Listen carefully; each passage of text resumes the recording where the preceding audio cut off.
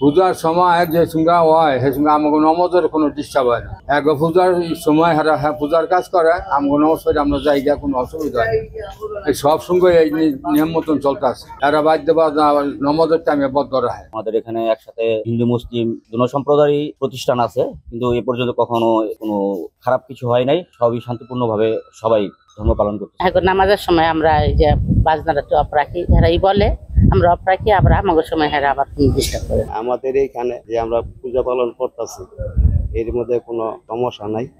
তারপরে এখানে আমরা যে পাশে মসজিদ আছে, এর পাশে হচ্ছে মন্দির, এই মসজিদ মন্দির একসাথে হওয়াতে কোনো সমস্যা নাই।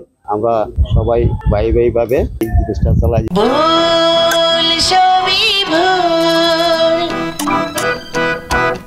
মসজিদ এবং মন্দিরের দুইটাই পরিচালনার সময় তাদের মুসলমান এবং হিন্দুদের মধ্যে কোনো সাম্প্রদায়িক কোনো ঝগড়া বিবাদ কখনো ঘটে নাই। পাশাপাশি মসজিদের নিকটবর্তী একটা মন্দিরের বয়স প্রায় 100 বছর পূর্ণ হয়েছে, কিন্তু মসজিদ এবং মন্দিরের দুইটাই পরিচালনার সময় তাদের মুসলমান এবং হিন্দুদের মধ্যে কোনো সাম্প্রদায়িক কোনো ঝগড়া বিবাদ কখনো ঘটে নাই।